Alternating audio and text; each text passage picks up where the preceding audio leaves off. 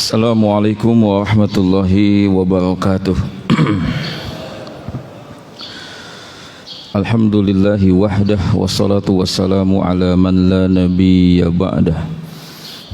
Allahumma anfa'na bima 'allamtana wa 'allimna ma yanfa'una wa zidna ilman. Allahumma inna nas'alukal huda wat tuqa wal afafa wal ghina. Allahumma inna nas'aluka ilman nafi'an wa rizqan thayyiban wa amalan mutaqabbalan. Amma ba'du. Pertama-tama mari kita bersyukur kepada Allah dan memujinya dengan mengucapkan tahmid. Alhamdulillah, segala puji bagi Allah yang dengan rahmat dan karunia-Nya serta taufiknya kita bisa menjalankan ibadah kepadanya, wabil khusus di hari yang ke berapa Pak? Ahad, Senin, Selasa, Rabu yang keempat. Mudah-mudahan Allah juga memberikan taufik kekuatan untuk kita bisa menjalani ibadah di hari yang keempat ini dengan ibadah yang terbaik. Salawat dan salam selalu kita sampaikan untuk Nabi kita yang mulia, Rasul yang kita cintai, pemimpin dan penutup para Nabi dan Rasul, guru agama dan kehidupan kita, yaitu Rasulullah Muhammad sallallahu alaihi wasallam. Ada satu doa yang Nabi ajarkan untuk kita baca setiap selesai sholat subuh. Dan doa itu juga masuk dalam bagian zikir pagi, yaitu Allahumma inna nas'aluka ilman nafi'an wa rizqan thayyiban wa amalan mutaqabbalan. Jadi itu doa yang harus biasa kita baca, kita dawamkan saat selesai sholat subuh atau di bagian zikir pagi. Allahumma inni kalau untuk pribadi, kalau buat jamak, buat umum, Allahumma inni as'aluka ilman nafi'an wa rizqan thayyiban wa amalan mutaqabbalan. Ya Allah, aku memohon kepadamu, aku meminta kepadamu ilmu yang bermanfaat, rezeki yang baik, dan amal saleh yang diterima. Kita mengawali hari, kita mengawali pagi itu dengan doa yang positif. Dalam teori pengembangan diri ada namanya teori afirmasi. Dan sesungguhnya memang doa-doa yang kita panjatkan, zikir-zikir yang kita lantunkan, yang kita lafazkan, itu adalah afirmasi. Jadi bagi seorang mukmin, bagi seorang muslim, afirmasi itu sudah cukup dengan doa dan zikir. Ya, kalau mau ada pengembangan seperti yang diajarkan di kelas-kelas motivasi, misalkan dengan mengucapkan kalimat saya sehat, saya baik, saya bahagia, ya monggo silahkan. Tapi kalau kita mencukupkan diri kita dengan afirmasi, doa dan zikir, itu sudah cukup. Apalagi konsep zikir dan doa yang diajarkan oleh agama kita itu sifatnya juga rutin. Artinya ada zikir, doa-doa yang kita akan ulang setiap saat, setiap hari. Bapak Ibu rahimakumullah, alhamdulillah kita bertemu lagi di pertemuan ketiga di kajian subuh edisi spesial Madrasah Ramadan. Kita akan melanjutkan kajian kita, materi kita tentang kaidah-kaidah dalam beragama. Pekan ini kita akan membahas tentang kaidah-kaidah yang berkaitan dengan masalah keimanan. Nanti di pekan kedua kita akan masuk kepada kaidah-kaidah yang berkaitan dengan masalah niat, ilmu dan amal. Dan di bagian terakhir di pekan ketiga kita masuk kepada kaidah-kaidah yang berkaitan dengan masalah muamalah, sosial, dakwah. Masuk kepada kaidah fikih, ya, seperti itu insyaallah. Mari kita murojaah dulu kaidah yang kemarin. Mangga. Yang pertama apa? Al-imanu qaulun wa amalun. Yang kedua? Yang ketiga, innamal mu'minuna Yang keempat, al-mu'minul qawiyyu khairun minal mu'minid dha'ifi. Baik. Kita lanjut kepada kaidah berikutnya. Kemarin saya merencanakan untuk menyampaikan terkait masalah masuk surga dan masuk neraka. Kemudian setelah saya kaji ulang, itu saya simpan untuk hari Jumat lusa. Pagi ini saya sampaikan dulu tentang pembagian manusia berdasarkan keimanan, supaya nanti nyambung, ya, ada korelasi. Bagi yang mau mencatat, ini seperti pelajaran imla nih. Jadi teman-teman harus bisa menulis bahasa Arabnya. Tapi bagi yang tidak mau mencatat, berarti dihafalkan. Ini kaidahnya berbahasa Arab dan saya susun sendiri. Jadi tidak ada teks ayat atau hadisnya seperti yang kemarin, innamal mu'minuna ikhwatun, kita sudah pada tahu. Baik, silakan diikuti. An-nasu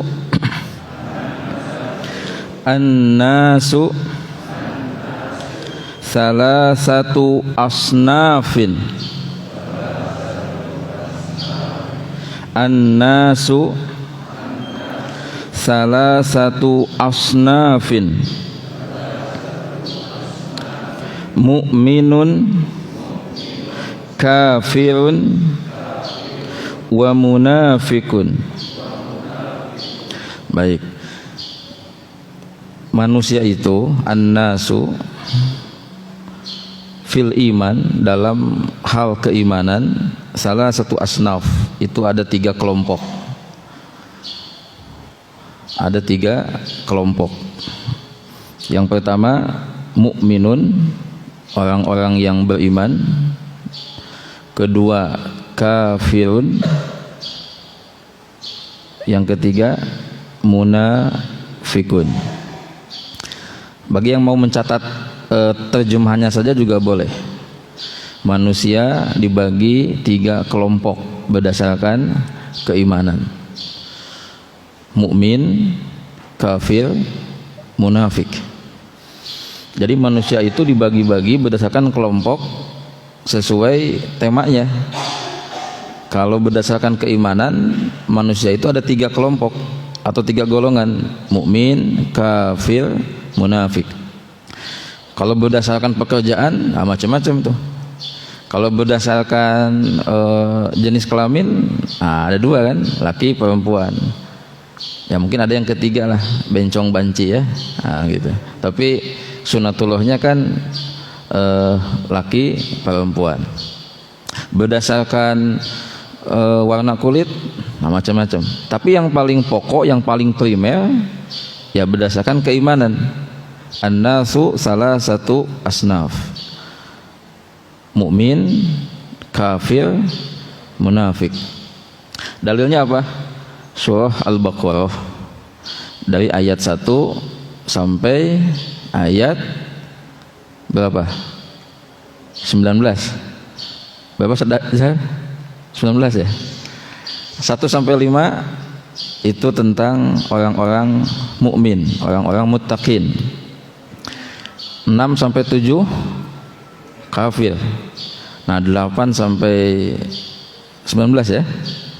Nah, itu orang munafik, ya, orang munafik.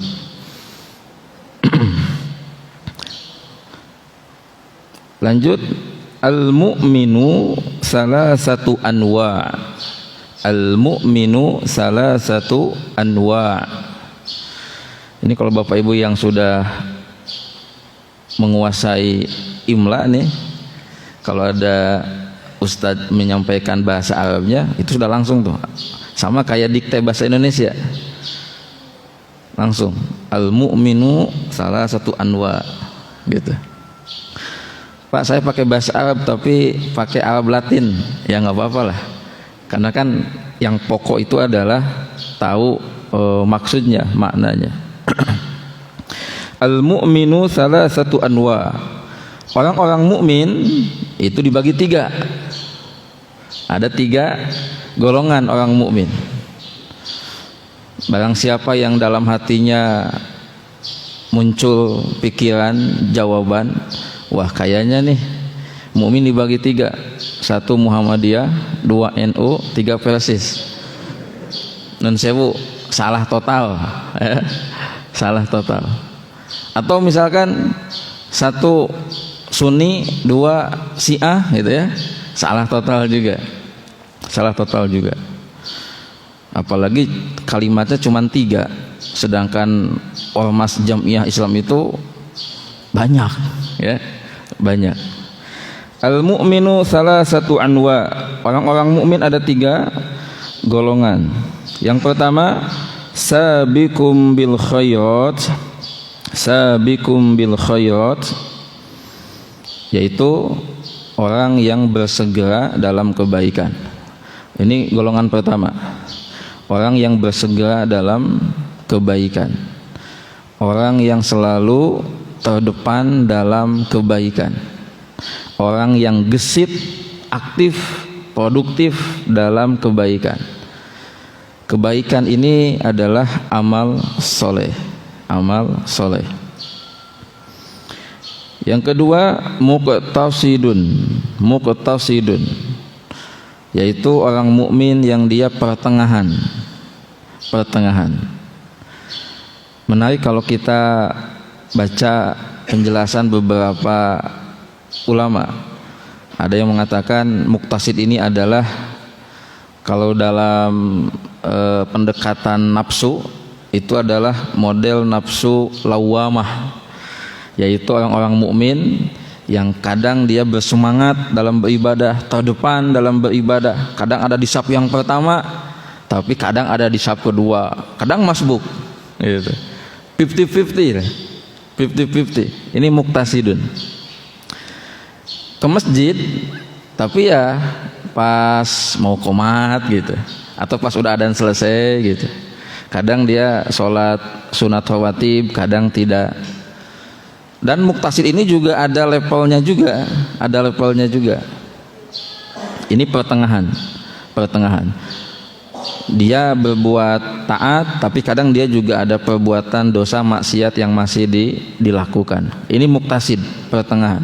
Kalau yang pertama, sabiqum bil khairat, dia memang termasuk orang-orang yang disebut dengan al-muqarrabun.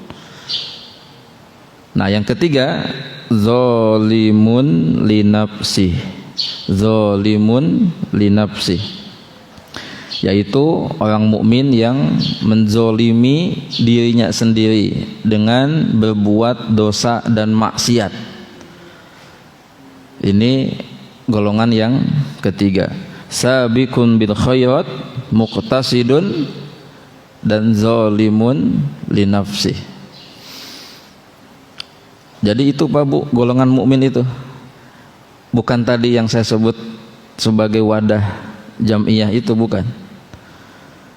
Jadi dimanapun Bapak Ibu aktif belajar Islam, maka harus punya motivasi untuk menjadi mukmin yang sabiqum bil khairat, minimal muqtasidun. Karena nanti soal surga neraka, ini 3 golongan ini punya nasib yang berbeda-beda. Nanti saya bahas pada hari Jumat. Jadi mukmin yang sabiqun bil khairat, mukmin yang muqtasidun, mukmin yang zalim li nafsi, itu nanti di akhirat nasibnya beda-beda, tidak sama. Sehingga yang nanti menentukan masa depan kita di akhirat itu adalah kualitas keimanan kita. Makanya saya membuat sebuah kaidah, sukses masuk surga itu ditentukan oleh sukses menjadi mukmin, menjadi muslim. Maka ada kalimat sukses menjadi muslim, sukses. Nah, kita ini sudah sukses menjadi muslim. Kita sudah menjadi muslim, bahkan kita ini dari lahir gitu. Bahkan tumbuh kembang dari keluarga yang muslim. Nah, kita sudah jadi muslim. Nah, PR kita selanjutnya adalah menjadi muslim sukses. Nah, siapa muslim sukses? Yang ini, sabiqun bil khairat, ay muqtasidun. Nah, gitu. Kalau zalimul li nafsi itu sudah ketebak. Dia adalah mukmin muslim yang melakukan dosa, baik dosa kecil ataupun dosa besar, yang nanti disebut dengan istilah fasik. Ya, seperti itu. Jadi yang menentukan nasib kita di akhirat nanti itu adalah keislaman kita, keberislaman kita. Maka sesungguhnya status primer dalam hidup kita itu adalah soal keislaman. Betul, kita adalah seorang misalkan profesional, seorang guru, seorang pengusaha, atau seorang apa. Tapi sesungguhnya yang menjadi status pokok dalam hidup kita itu adalah status yang berhubungan dengan masalah keimanan. Ana muslim qabla kulli syai'in. Ini harus menjadi moto spirit dalam hidup kita. Karena ketika ana muslim qabla kulli syai'in itu sudah hadir dalam diri kita, apa yang terjadi? Maka nilai-nilai keislaman itu akan hadir dalam setiap aktivitas dan profesionalitas kita. Dan kita bisa melihat, menyaksikan bagaimana pola dan gaya hidup seseorang, apapun profesinya, ketika dia sudah tersibgoh, tercelup dengan nilai-nilai keislaman, maka dia menjadi profesional yang soleh, karena sudah tersibgoh sama Islam. Dan orang kalau sudah menjadi muslim sejati, maka yang namanya islamisasi itu sebuah keniscayaan, tidak bisa dibendung. Contoh, dia seorang kepala sekolah, dia sudah paham ana muslim qabla kulli syai'in, maka ketika dia memimpin sekolahnya itu, nilai-nilai keislaman akan coba diaplikasikan, diimplementasikan di lembaganya itu. Kan ada sekolah atau lembaga, bahkan termasuk lembaga ekonomi bisnis, yang membuat sebuah budaya sebelum dimulai pekerjaan, pembelajaran itu baca Quran dulu. Yang telat itu nggak dimarahin, nggak dihukum apa, bahkan disuruh jadi baca Quran yang telat itu. Ya, itu kan bagian dari islamisasi. Kemudian ketika azan berkumandang harus break semuanya. Bahkan saya punya kenalan seorang pengusaha, ketika Ramadan itu karyawannya itu difasilitasi untuk iktikaf. Batul mah kudu izin, ya Pak saya izin cuti mau iktikaf, ini mah difasilitasi untuk iktikaf, gitu. Bahkan didorong, bahkan mewajibkan sesuai kemampuan karyawan itu untuk baca Quran tiap hari dengan kurikulum yang sudah disiapkan. Kenapa itu terjadi? Karena ownernya sudah paham ana muslim qabla kulli syai'in, dan ownernya paham bahwa orang-orang yang bekerja dengan saya itu menjadi tanggung jawab saya dunia akhiratnya. Sampai kalau ada karyawati yang belum menikah, itu jadi perhatian dia, jadi pemikiran dia bagaimana supaya dia bisa menggenapkan agamanya. Nah, kenapa begitu? Karena sudah tertanam prinsip moto ana muslim qabla kulli syai'in, gitu ya. Jadi menjadi muslim itu adalah status primer dalam hidup kita.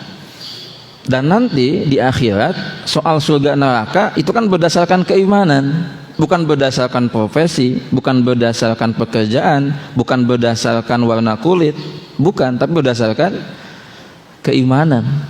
Maka penting untuk kita memperhatikan masalah keimanan. Dan sesungguhnya masih banyak orang yang belum mengerti, belum paham, belum ada sebuah kesadaran tentang masalah ini. Dianggapnya itu masalah ya biasalah, masalah yang kecil. Maka nanti ada hubungannya lagi dengan konsep teori iman yang awal-awal kita bahas. Orang-orang Murji'ah itu mereka punya pandangan iman itu masalah di hati. Apa yang kita ucapkan, kita lakukan itu tidak ada korelasi langsung dengan masalah keimanan. Maka orang-orang yang mengatakan iman itu masalah pribadi, keyakinan masalah agama itu masalah privasi, nggak usah ikut campur, ya, itu sesungguhnya sudah salah paham dengan masalah keimanan ini. Jadi Bapak Ibu rahimakumullah, ya, kita bicara substansi. silahkan mau belajar di mana, ngaji di mana, ikut organisasi mana, jamiah mana, afiliasinya kemana, itu sebagai support system. Kita butuh itu, karena kita nggak bisa berislam ini sendirian. Mau ikut komunitas mana silahkan, tapi jadikan itu semua sebagai alat, wadah, support system untuk kita menjadi muslim sukses, mukmin sukses. Sabiqun bil khairat au muqtasidun. Jangan sampai dzalimun li nafsi. Karena kabina-bina ironi gitu. Ngaji sering, aktif di sebuah yayasan, komunitas pengajian, tapi statusnya dzalimun li nafsi. Bahkan saya membaca sebuah kajian, sebuah makalah, kalau di dunia Bapak Ibu rahimakumullah, kita itu dikenal sama orang lain, sama masyarakat, sama dunia itu berdasarkan profesi kita, keahlian kita, bahkan gelar-gelar akademik kita. Tapi di langit, penduduk langit, para malaikat itu mengenal kita bukan dari pekerjaan, bukan dari profesi, bukan dari gelar-gelar akademik itu, tapi dari amal soleh yang kita lakukan gitu. Sehingga kita harusnya kalau orientasinya kepada akhirat, kita harusnya memperbanyak kebaikan, amal soleh, sehingga penduduk langit itu mengenal kita. Jadi kalau kita di dunia dikenal dengan profesi kita, jabatan kita, pekerjaan kita, titel kita, di langit kita dikenal dengan amalan kita, dengan kebaikan kita, ketakwaan kita. Dan pintu-pintu di surga juga berdasarkan amal, berdasarkan kebaikan. Ada pintu puasa, pintu sholat, nggak ada. Pintu buat pengusaha, nggak ada. Pintu buat PNS, nggak ada. Jadi berdasarkan substansi nilai. Makanya apapun pekerjaan kita sekarang, apapun profesi kita sekarang, berlomba-lomba untuk menjadi mukmin yang sukses. Sabiqun bil khairat atau muqtasidun, itu yang paling standar minimum. Jangan pilih yang ketiga, dzalimun li nafsi, jangan ya. Karena itu madesu itu ya, madesu.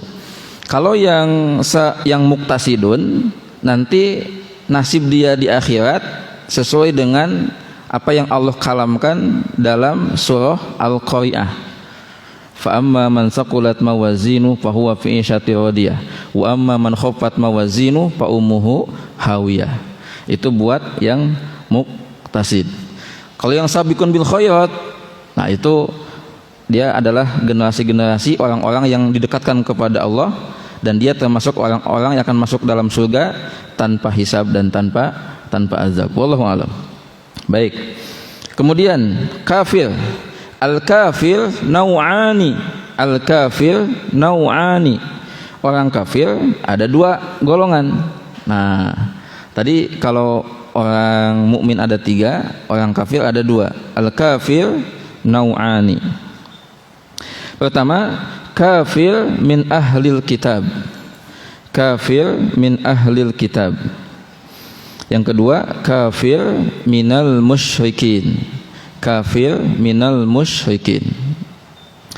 Bapak Ibu rahimakumullah, orang mukmin adalah orang-orang yang mengimani, mempercayai, meyakini man amana billahi wa malaikatihi wa kutubihi wa rusulihi wal yaumil akhir wal qadari khairihi wa syarrihi. Itu orang mukmin yang beriman kepada Allah, beriman kepada malaikat, beriman kepada kitab-kitab yang Allah turunkan, beriman kepada rasul-rasul yang Allah utuskan, beriman kepada hari akhir, hari kiamat, dan beriman kepada takdir Allah baik atau buruknya. Nah, orang kafir ini adalah orang yang mendustakan, yang menolak, yang tidak mau menerima kebenaran iman itu. Nah, ada dua golongan orang kafir ini. Yang pertama, kafir min ahlil kitab. Orang kafir dari golongan ahli kitab. Dia kafir dari kelompok Yahudi Nasrani. Nah, disebut ini kafir samawi ini ya, ahlul kitab. Dia dari kelompok Yahudi dan Nasrani yang tidak beriman kepada apa yang dibawa oleh Nabi Muhammad SAW. Yang kedua, kafir musyrik, dari golongan orang-orang musyrik, yaitu dari kelompok orang-orang yang disebut dengan agama ardi, agama bumi, kayak Konghucu, ya, Buddha, Hindu. Nah, itu adalah kafir musyrik. Dan agama-agama lain selain Islam yang bukan Yahudi Nasrani itu kafir musyrik. Apa dalilnya? Surah Al-Bayyinah. Itu sudah jelas terang sesuai dengan namanya Al-Bayyinah. Lam yakunil ladzina kafaru min ahlil kitabi wal musyrikin. Orang kafir itu ada dua, ada kafir dari ahli kitab dan kafir musyrik, dari orang-orang musyrik. Bahkan tentang nasib mereka di akhirat itu dijelaskan dalam ayat-ayat berikutnya. Innal ladzina kafaru min ahlil kitabi wal musyrikina fi nari jahannam khalidina fiha. Orang-orang yang kafir dari golongan ahlu kitab dan musyrik nanti mereka di akhirat akan berada di neraka dan mereka kekal di dalamnya. Nah, saya sempat bertanya kepada diri saya sendiri, di mana kelompok ateis? Ya, gitu. Di mana kelompok ateis? Mereka bukan ahlu kitab, mereka juga tidak beragama. Berarti kita boleh memasukkan ada kafir min ahli kitab, ada kafir minal musyrik, kafir ateis bolehlah. Ya, gitu, boleh. Dan bertanya juga di mana orang-orang pluralis itu, liberalis itu ya, yang mengatakan semua agama itu sama, yang mencampur adukan semua agama dengan istilah dengan adanya New Age Movement gitu ya, dunia tatanan dunia baru, gitu, mencampur adukan semua ajaran itu. Ya mereka juga adalah kafir ya, kafir. Tapi secara global berdasarkan teori Al-Quran, orang kafir itu ada dua, dari ahli kitab dan dari musyrik, seperti itu. Jadi kalau ada pertanyaan apakah orang musyrik itu kafir, ya kafir jelas, ya kafir, seperti itu. Kemudian yang ketiga, yang terakhir tentang munafik. Al-munafiku nau'ani. Al-munafiku nau'ani. Orang munafik juga ada dua kelompok, dua golongan. Pertama, munafik akbar dan munafik asghar. Ada munafik akbar, munafik asghar.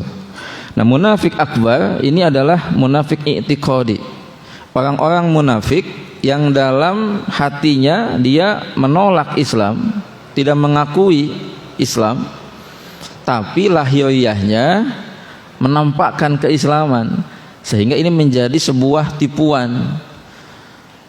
Hatinya itu menolak, tidak suka, tapi supaya bisa bersahabat, diterima di kalangan Islam, dia memperlihatkan keislaman. Kalau dalam masalah asmara ini seperti orang yang sebetulnya tidak bogoh, tidak resep sama dia itu, cuman dia menampakkan. Atau dalam konteks jilat menjilat, ya, dia tuh nggak suka, gitu, benci, ingin menjatuhkan, cuman supaya orang yang mau ditipu itu bisa menerima, percaya, nah dia memperlihatkan sikap baik, padahal hatinya itu sudah menyiapkan sebuah tipu daya, sebuah makar, sebuah rencana. Nah itu orang munafik.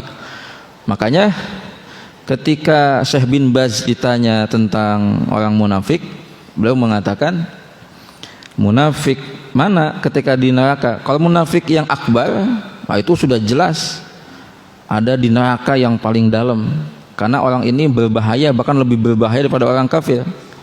Tapi kalau munafik asghar, ini berkaitan dengan masalah amal, ya, seperti berbohong, berkhianat, agak malas untuk beribadah. Dalam hatinya ada iman, nanti mereka nasibnya beda sama yang munafik akbar, ya. Jadi kalau munafik akbar ini munafik sejati, munafik sejati.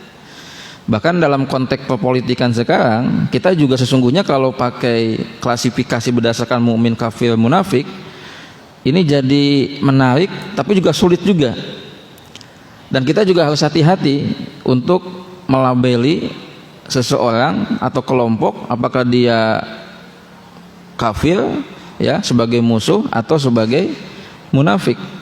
Dan yang menarik Bapak Ibu rahimakumullah, ini yang jarang dibahas dalam studi sirah nabawiyah, itu ternyata Nabi kita yang mulia itu sudah memberikan contoh bagaimana sikap kita kepada kelompok munafik, ya.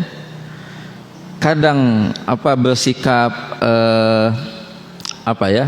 kompromi, kadang memberikan kepada mereka perhatian dalam artian membiarkan, tapi kadang tegas ya, kadang tegas.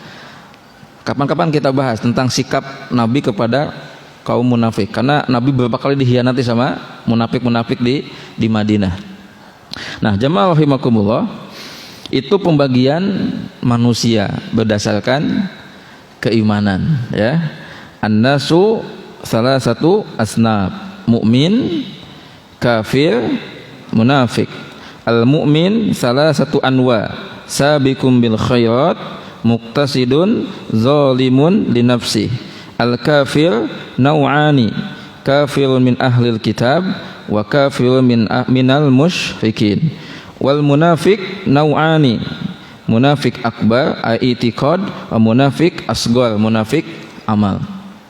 Bapak Ibu jamaah rahimakumullah, masalah keimanan ini masalah pokok, masalah fundamental ya, masalah fundamental. Sampai-sampai Allah mewasiatkan kepada kita, dan kita sering mendengar dalam wasiat takwa para khatib Jumat, wala tamutunna illa wa antum muslimun, dan janganlah kalian meninggal dunia kecuali dalam keadaan muslim.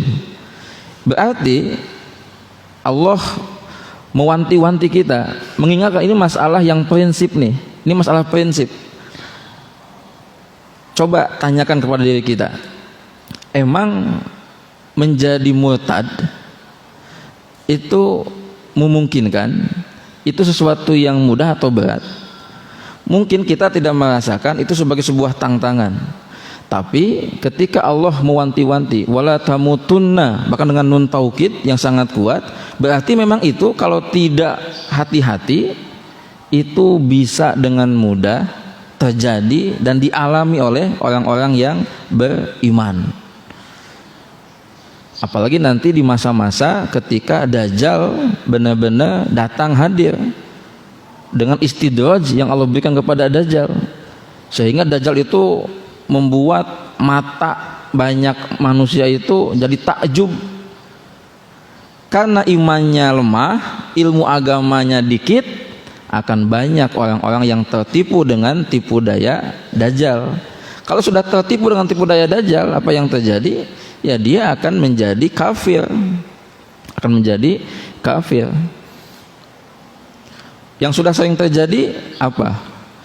Karena masalah ekonomi, karena masalah asmara dan lain sebagainya. Apalagi kalau kita perhatikan gaya hidup selebritis, itu nampaknya masalah agama ini kayak dipermainkan gitu. Pindah-pindah agama itu sesuatu yang bagi mereka itu pilihan hidup yang biasa saja, seperti itu. Jadi masalah keyakinan iman ini jangan diremehkan, jangan diremehkan.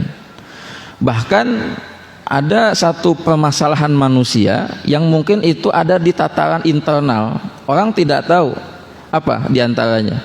Ketika ada orang yang dia belum paham banget dengan masalah iman kepada takdir, ini kalau dia tidak segera belajar, tidak segera ada orang yang mengingatkan, meluruskan pemahaman dia tentang masalah takdir, dia hanya sendirian saja, itu bisa saja terjerumus kepada masalah kekufuran ini.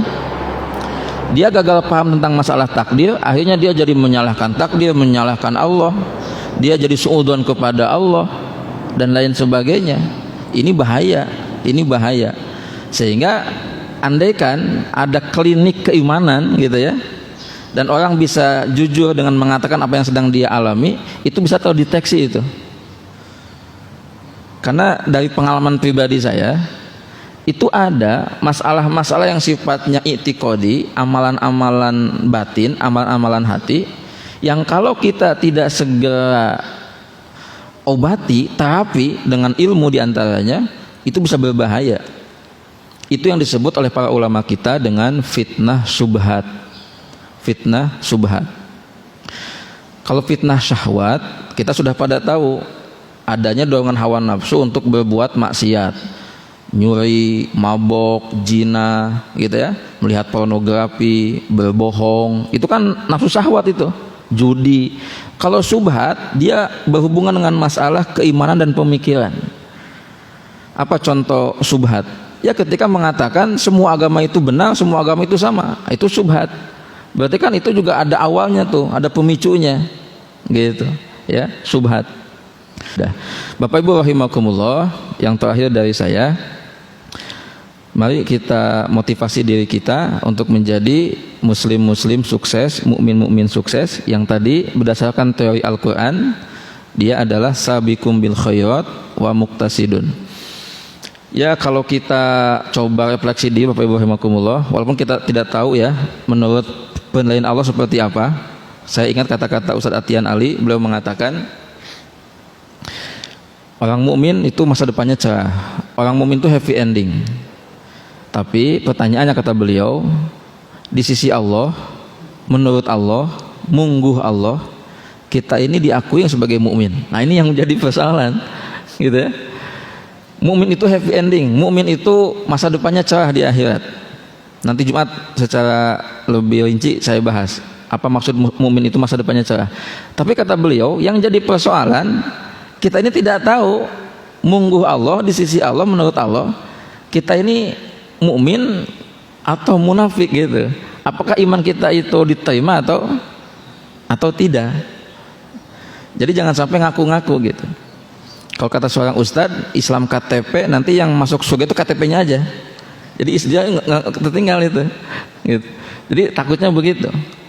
Betul, orang mukmin muslim itu akan masuk surga. Tapi apakah iman yang ada dalam hati kita ini adalah iman yang diridhoi, yang diakui sama Allah atau tidak? Nah, ini yang jadi persoalan. Maka penting untuk belajar tentang masalah iman, ya. Baik Bapak Ibu rahimakumullah. Nah, kalau tadi kita refleksi diri, ya, mungkin kebanyakan kita ini ada di muqtasidun, ya, di muqtasidun. Sehingga nanti nasib kita itu tergantung apa yang tadi disampaikan dalam surah Al-Qari'ah. Barang siapa yang kebaikannya lebih banyak sehingga timbangan pahalanya lebih berat daripada dosanya, dia akan masuk ke dalam surga. Nah, barang siapa yang timbangan keburukannya lebih berat, dosanya lebih gede daripada pahalanya, maka dia akan masuk ke dalam neraka. Jadi muqtasid ini harus hati-hati nih, harus hati-hati. Kalau ibarat klasmen sepak bola malah dia klasmen menengah. Kalau dia nggak hati-hati bisa jatuh ke degradasi, ya, gitu. Tapi kalau dia bisa konsisten, insya Allah selamat lah. Kalau sabiqun bil khairat ini big four ini, ya, 4 besar ini, ya.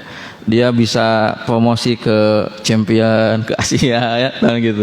Big four, sabiqun bil khairat. Tapi ngomong-ngomong sabiqun bil khairat, apalagi yang masuk surga tanpa hisab, tanpa azab, itu juga jumlahnya sedikit, ya, jumlahnya sedikit. Nabi memulai dengan kata-kata 70.000 orang dari kaum muslimin. Tentu angka itu sedikit sekali, tapi kemudian Nabi memberikan tambahan. Ada catatan dari seorang ulama, total dikalikan dengan apa yang dimintakan sama Nabi itu sekitar 4.900.000. Sedangkan umat Islam ini miliaran, gitu ya. Jadi ya kita mah mengharap rahmat Allah Subhanahu wa taala saja. Wallahu a'lam bishawab, semoga bermanfaat. Rabbana taqabbal minna innaka antas samiul alim wa tub alaina innaka antat tawwabur rahim.